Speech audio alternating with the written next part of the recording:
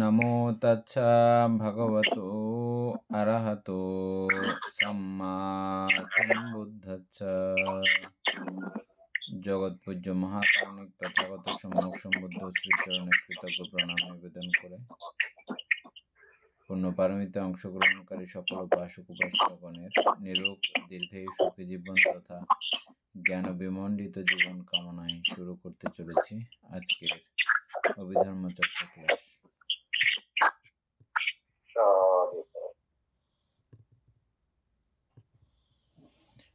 বৈশিক আমাদের page number কত ছিল?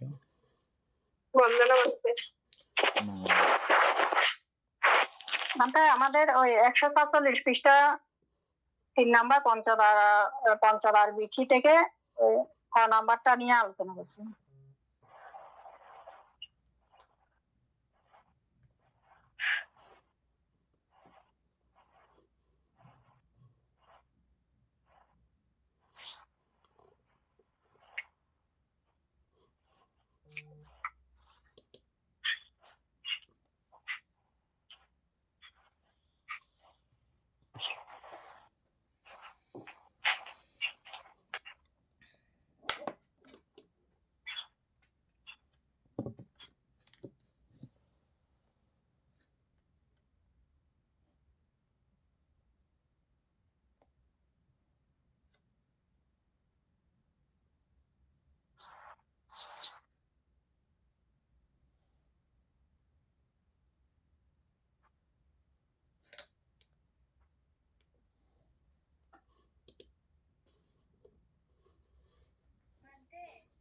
কত পৃষ্ঠাতে বলছেন যে উপাসিকা?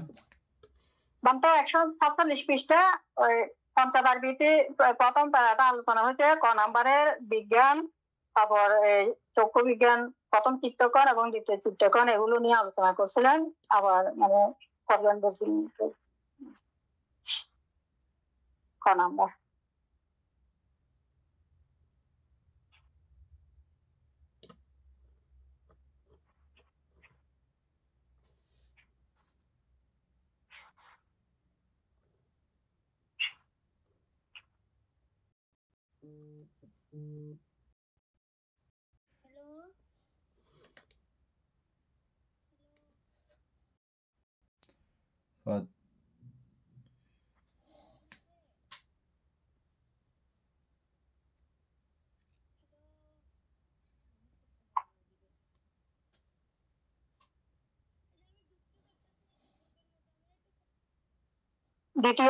দ্বিতীয় প্যারাগ্রাম উৎপন্ন ও নিরুদ্ধ হয়, তখন এটা প্রথম চিত্তক্ষণ। তদনন্তর সেই রূপালম্বনকে দেখিতে পাইয়া চক্ষু বিজ্ঞান, দ্বিতীয় চিত্তক্ষণ। মানে আমরা এতটুকু করছিলাম প্রতিগ্রহণ করিয়া সম্প্রতিষ্ঠ চিত্ত তৃতীয় চিত্তক্ষণ, চিত্ত চতুর্থ চিত্তক্ষণ, ব্যবস্থা করিয়া ব্যবস্থাপন চিত্ত পঞ্চম চিত্তক্ষণ, যথাক্রমে উৎপন্ন ও নিরুদ্ধ হয়। তারপর যবনস্থানে 29 কামাবচর যবন চিত্তের মধ্যে অবস্থা অনুসারে যেটি সুবিধা পায় সেটি সাধারণত সপ্ত চিত্তক্ষণ যোগিত হয়, ষষ্ঠ হইতে 12 মানে। তারপর এই যবন চিত্তের আশু বিপাক স্বরূপ তদালম্বন বিপাক চিত্ত যথোচিত ভাবে প্রবাহিত হইতে থাকে। এটা হচ্ছে যে ত্রয়োদশ থেকে চতুর্দশ চিত্তক্ষণ পর্যন্ত। তৎপর চিত্ত ভবাঙ্গে পতিত হয়।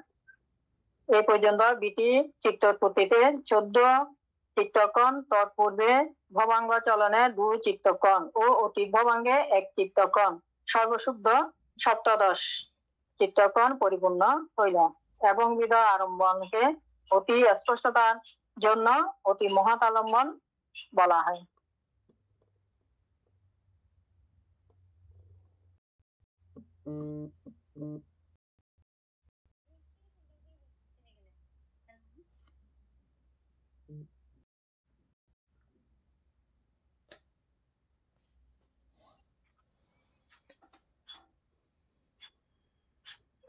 কোন লাইন থেকে এখন আমাদের করা উচিত, আলোচনা করা উচিত? কোনটা একেবারে আপনার ওই এবার সম্প্রতিচ্য নিয়ে সম্প্রতিচ্য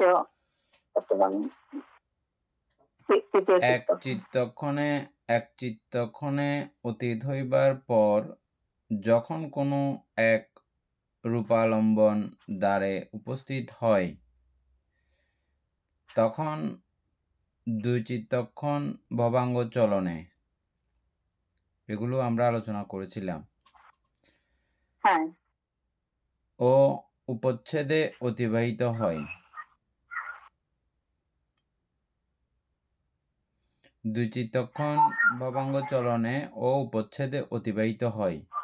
তাইলে এখানে যদি আমরা 2 হিসাব করি তাহলে 14 চিত্তক্ষণ মিলতেছে কিনা এটা ইয়ে করতে হবে।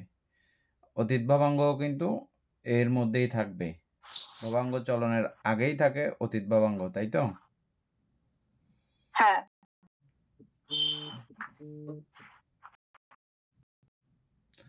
ভবাঙ্গ চলনের আগেই থাকে অতীত ভবাঙ্গ, যদি তাই তাহলে এখানে 2 চিত্তক্ষণ ভবাঙ্গ চলনে। তৎপর চক্ষু দ্বারাবর্তন চিত্ত সেই রূপালম্বনে অতিবাহিত হইয়া উৎপন্ন ও নিরুদ্ধ হয়। তৎপর চক্ষু দ্বারাবর্তন চিত্ত সেই রূপালম্বনে আবর্তিত হইয়া উৎপন্ন হয়। এইটুক পর্যন্ত বুঝছেন?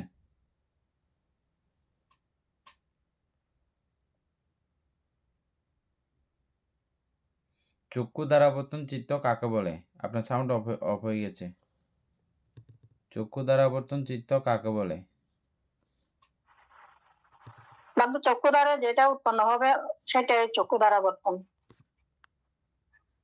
মানে ওই ইয়া থেকে ভবাঙ্গ থেকে যখন চক্ষু দ্বারা আবর্তিত মানে হবে তখন চক্ষু দ্বারাবর্তন। হ্যাঁ, তাইলে এই চক্ষু দ্বারাবর্তন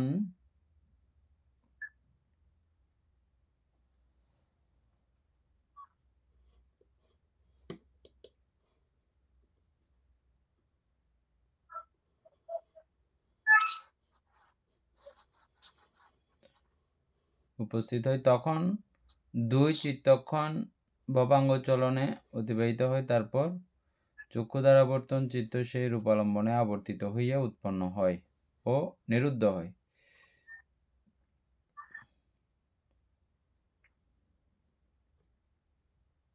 প্রথম চিত্তক্ষণ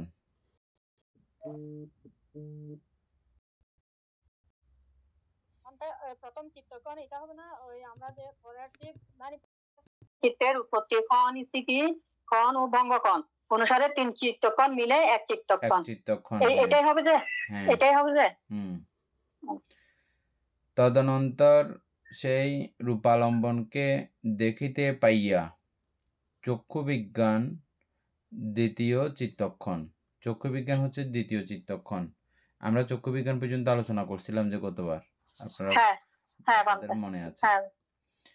প্রতিগ্রহণ করিয়া সম্প্রতিচ্ছ তৃতীয় চিত্তক্ষণ, এটা আমরা আগে থেকে জানি। প্রতিগ্রহণ করিয়া, যখন এটা গ্রহণ করে ওই অবস্থাকে সম্প্রতিচ্ছ চিত্ত।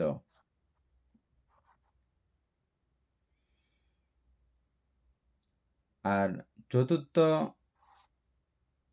সন্তিরণ, চতুর্থ চিত্তক্ষণ হচ্ছে যে সন্তিরণ। আর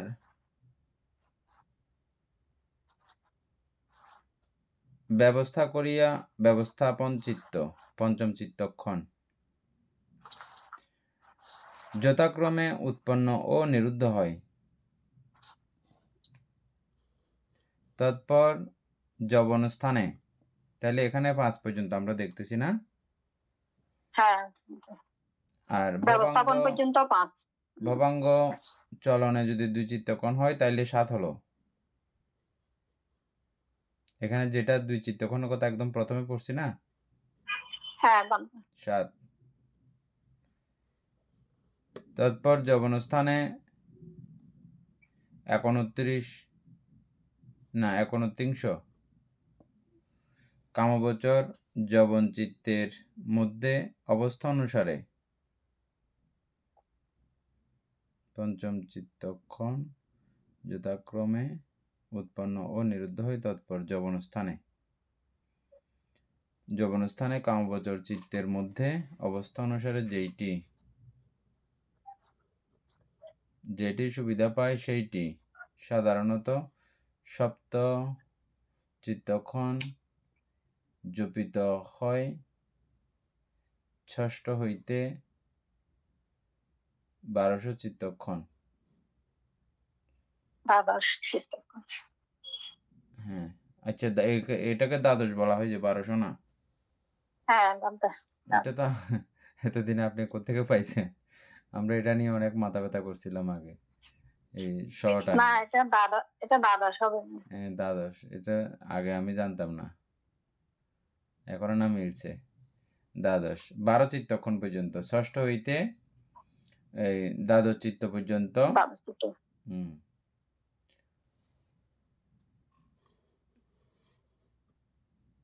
তাইলে ওদিকে 5 7 12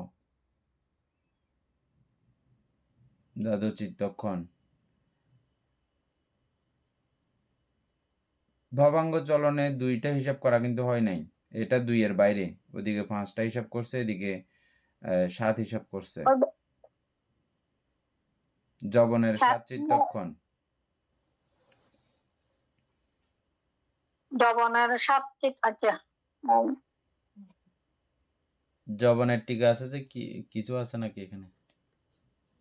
না, এখানে ঠিকার মধ্যে তো কিছু নেই। চিত্তালম্বন পুনঃ পুনঃ উপলব্ধি হয় করে, সেটা না। কোথায় টিকাটা? ওই যে চিত্তালম্বন পুনঃ উপলব্ধি, ওই যে যবন, যেটা জানেন আর কি। যবন তো আপনারা আগে চিনেছেন।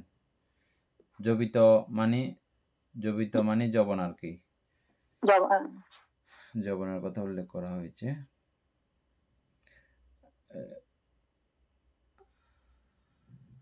এই যবন চিত্তের আশু বিপাক স্বরূপ তদালম্বন বিপাক চিত্ত যথোচিতভাবে প্রবাহিত হইতে থাকে 13 এবং 14 চিত্তক্ষণ। তাইলে তৎপর চিত্ত ভবাঙ্গে পতিত হয়। ভবাঙ্গ চলনে 2 চিত্তক্ষণকে হিসাব করা তো হয় নাই, 14 চিত্তক্ষণ এখানে পর্যন্ত শেষ, তদালম্বন পর্যন্ত।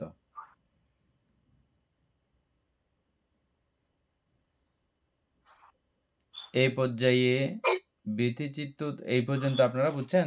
এই 14 চিত্তক্ষণ গুলো বুঝছেন?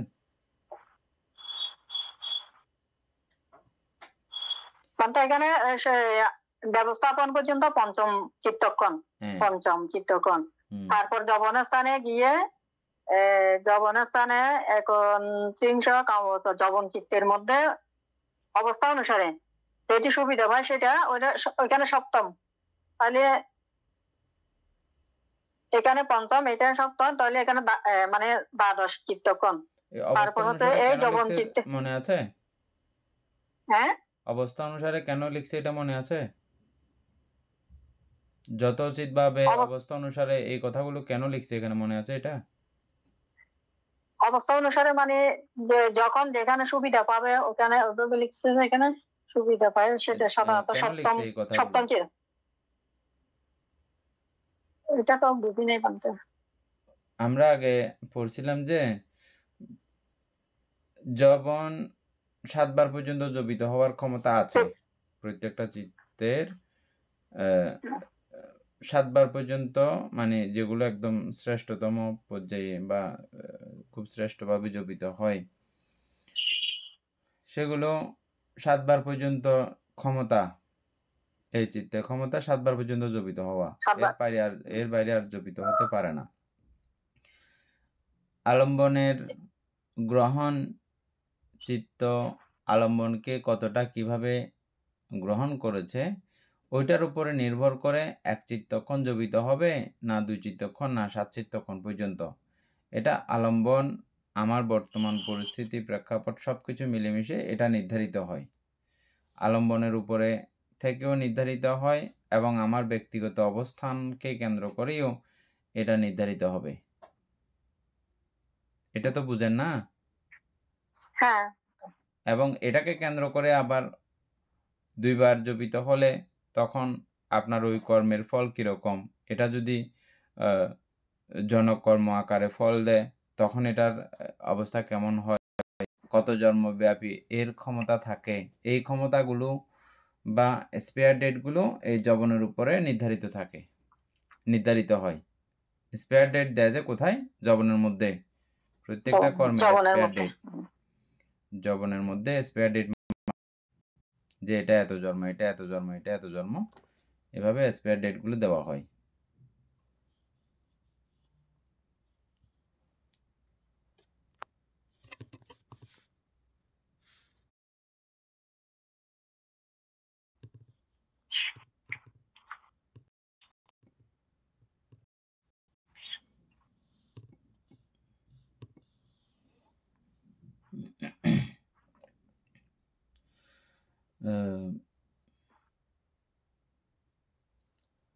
তাহলে এই যবনস্থান এই জন্য অত্যন্ত গুরুত্বপূর্ণ।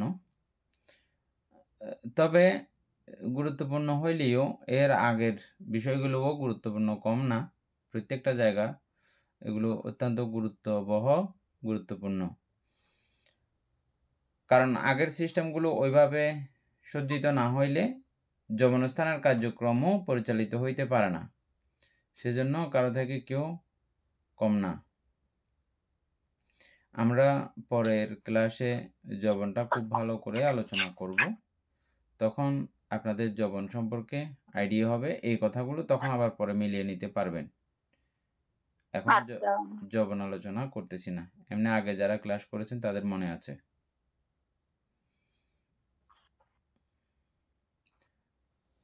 তাইলে এই 7 বার জপিত হইলে সর্বমোট এই 14 চিত্তক্ষণ। এরপরে আবার চিত্ত ভবাঙ্গে পতিত হয়। এই পর্যন্ত বিথি উৎপত্তিতে 14 চিত্তক্ষণ, এই পর্যন্ত। তৎপূর্বে ভবাঙ্গ চলনে, ওই আমরা যেটা বলতে চাইছিলাম এটা এখানে আসছে। হ্যাঁ, তৎপূর্বে ভবাঙ্গ চলনে 2 চিত্তক্ষণ, অতীত ভবাঙ্গে 1 চিত্তক্ষণ, এখানে 3 চিত্তক্ষণ, বুঝছেন? ভবাঙ্গ চলনে 2 চিত্তক্ষণ এবং অতীত ভবাঙ্গে 1 চিত্তক্ষণ। সর্বশুদ্ধ এই 17 পূর্ণ হইল, বুঝছেন? এই 3 চিত্তক্ষণ হচ্ছে যে ভবাঙ্গের মধ্যে, অতীত ভবাঙ্গ, তারপরে ভবাঙ্গ চলনে 2 চিত্তক্ষণ আর অতীত ভবাঙ্গে 1 চিত্তক্ষণ, এটা 3টা। 14টা 30 কামা বছর যবন চিত্তগুলো কোনগুলা যে? ওখানে 28 আনা আছে, তাহলে আর 2টা না 29, আর 2টা কোত্থেকে? 29, 31 যে কামা বছর যবন। হ্যাঁ, এখানে 31 কামা বছর যবনগুলো। হ্যাঁ, কামা বছর চিত্ত আছে তো সর্বমোট 29। আর 2টা কোত্থেকে? এগুলা না ওই যে লুগমূল্য ইয়াতে অকুশল হচ্ছে 12টা। অকুশল 12টা, প্রত্যেকটা যবন আছে। হ্যাঁ, প্রত্যেকটা যবন আছে। তারপরে অষ্টম মুখজ হলো 8টা। তারপরে ওইখানে হচ্ছে 12 আর 8 হচ্ছে 20। তারপরে রূপ বছরে হচ্ছে 5টা, 25, তাহলে 25। তারপরে অরূপ বছরে হচ্ছে 4টা, তাহলে 29। এখানে এগোচ্ছে। আর 2টা কোত্থেকে? আর 2টা এগুলো একবার বাইর করা হয়েছিল আমাদের? না তো, না, 29টা বাইর করা হয়েছিল। 29টা, 29 প্রকার যবন চিত্ত এভাবেই লেখা ছিল না? হ্যাঁ, 31 না, এটা 29।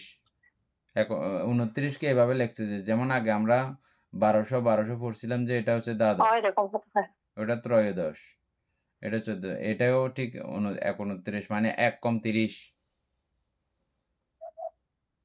এক কম 30, 29। 1 29 মানে 1 উনা, 1 উনা 30, 1 কম 30, ওইভাবে হবে বিষয়টা, নাইলে তো গন্ডগোল লেগে যাবে আবার। 1 29।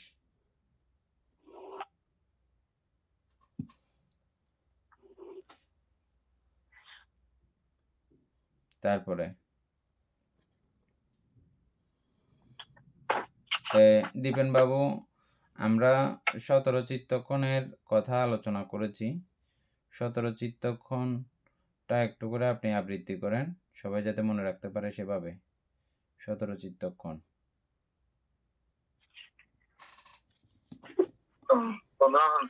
মঙ্গল। প্রথম চিত্তক্ষণ হচ্ছে গিয়ে চক্ষু দ্বারাবর্তন চিত্ত। না, প্রথম তারপর চিত্তক্ষণ হচ্ছে যে অতীত ভবাঙ্গ। অতীত অতীত ভাবাঙ্গের আগে ভাবাঙ্গ চলে না, ভাবাঙ্গ চিত্ত আসবে।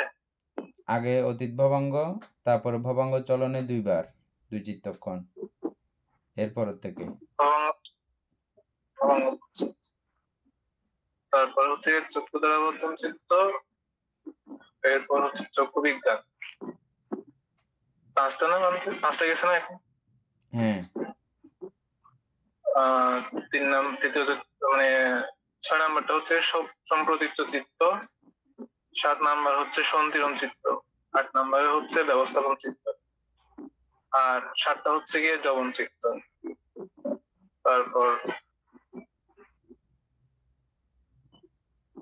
13 নাম্বার হচ্ছে গিয়ে তদালম্বন বিপাক চিত্ত। 13 আর 14 হচ্ছে, হ্যাঁ 13 আর 14 দুইটাই।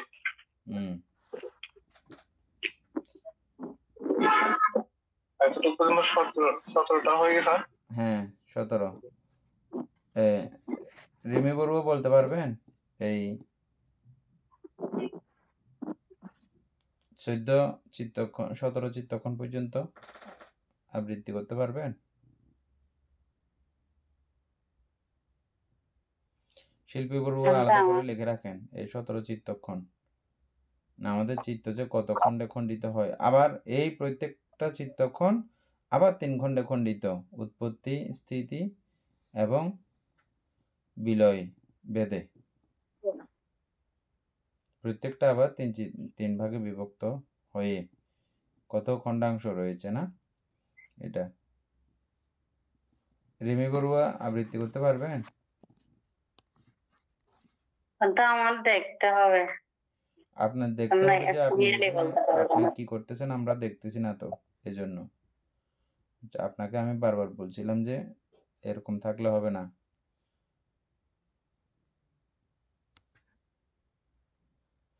বন্দনা করতে বসে যেরকম, ধর্মদেশনা শুনতে বসে যেরকম, ওইভাবে বসতে বলছিলাম আপনাকে, কিন্তু আপনি এগুলো শুনতেছেন না।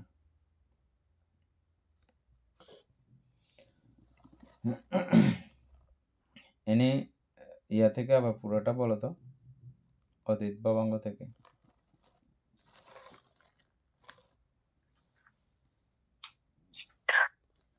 মানে ভবাঙ্গ চলন থেকে অর্থাৎ উপচ্ছেদ পর্যন্ত এটা হচ্ছে 1 চিত্তক্ষণ।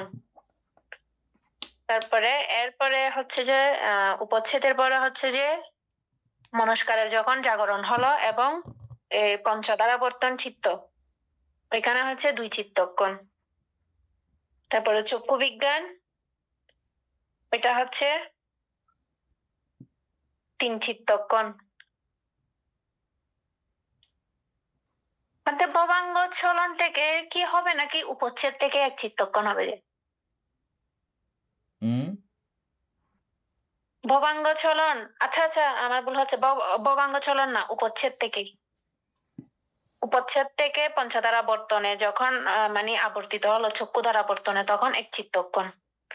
তারপরে চক্ষু বিজ্ঞান হচ্ছে 2য় চিত্তক্ষণ, সম্প্রতীচ্যকাল হচ্ছে 3য় চিত্তক্ষণ, সন্তিরণ কাল হচ্ছে 4র্থ চিত্তক্ষণ, ব্যবস্থাপন হচ্ছে 5ম চিত্তক্ষণ।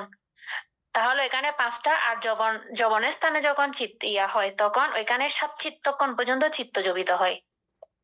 তাহলে ওইখানে 7 আর 5 হতো 13। 7 আর 5 12। আচ্ছা 12 তো তদালম্বনের চিত্ত হচ্ছে যে উম, 2 চিত্ত কোন পর্যন্ত থাকে তদালম্বনের মধ্যে? হুম 13 14। আমি তো 14টা পেলাম, 17টা করতে গিয়ে। আবার এসব করে দিচ্ছি আমি, হ্যাঁ। অতীত ভবাঙ্গ এবং ভবাঙ্গ চলনে 2 বার 3, আচ্ছা তারপরে হচ্ছে যে উপচ্ছেদ বা দ্বারাবর্তন চিত্ত, তারপরে বিজ্ঞান, তারপরে আর বাকিগুলো, হ্যাঁ। তারপরে যবনে 7, তদালম্বনে 2। অতীত ভবাঙ্গ থেকে ধরতে হবে। হ্যাঁ, অতীত ভবাঙ্গ থেকে 17 চিত্তক্ষণ টোটাল। কিন্তু আমরা আগে কি অতীত অতীত ভবাঙ্গ, ভবাঙ্গ থেকে হ্যাঁ, অতীত ভবাঙ্গ থেকে তদালম্বন পর্যন্ত 17 চিত্তক্ষণ, হ্যাঁ। যাই হোক, আজকে আমি অবশ্যই দীর্ঘক্ষণ করতে পারতেছি না, পুরো 1 ঘন্টা হচ্ছে না। আমাদের বিহারে পরশুদিন অনুষ্ঠান, এই জন্য একটু ব্যস্ত আছি। কালকে বা 14 তারিখ পর্যন্ত বন্ধ থাকবে ক্লাস, 14 তারিখ পর্যন্ত, হ্যাঁ। 15 তারিখ থেকে আবার কন্টিনিউ চলবে, ঠিক আছে। আর আপনারাও সবসময় পুণ্যকর্ম নিয়ে ব্যস্ত থাকবেন, পুণ্যকর্ম করবেন যেখানে সুযোগ পান, যেভাবে সুযোগ পান। পুণ্যই হচ্ছে যে একমাত্র সুখের উৎস, এটা বর্তমানেও সুখ পাওয়া যায় এবং ভবিষ্যতেও এটা সুখ দান করে আমাদেরকে।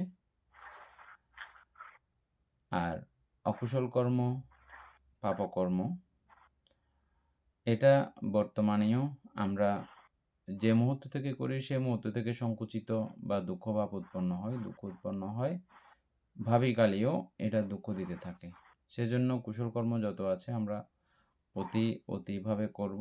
অকুশল কর্ম যেভাবে হোক, যে কোনো কারণে হোক, আমরা বর্জন করব।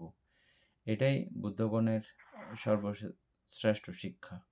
সাব্বা পাপাচ্ছা আকারানা কুশলাসা উপসম্পদা সচিত্তা পারিউদাপানাং।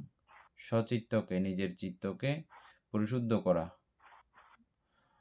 এটা বুদ্ধগণের, শুধু এক বুদ্ধ নয়, বুদ্ধগণের শিক্ষা, অনুশাসন। আপনাদের প্রত্যেকের জয় মঙ্গল কামনা করে আমরা আজকের মতো ক্লাস এখানেই সমাপ্ত করছি। আমাদের ক্লাস জনিত যত পুণ্যরাশি, সব পুণ্যরাশি অনন্ত চক্রবাসী সত্যগণকে দান করছি, গুরুভান্তিদেবকে দান করছি, মাতা পিতাগণকে দান করছি, এবং আমরা এই পুণ্যের কাছে প্রার্থনা করব নির্বাণ লাভ অবধি অসৎ ব্যক্তি, মূর্খ ব্যক্তি, পাপমিত্রের সংসর্গ লাভ না করে সদা সর্বদা জ্ঞানদর্শী কল্যাণ মিত্রের সান্নিধ্য সংসর্গ লাভ করতে সক্ষম হই। এরূপ সাধু সংকল্প পোষণ করে আজকের মতো ক্লাস এখানে সমাপ্ত করছি। সাধু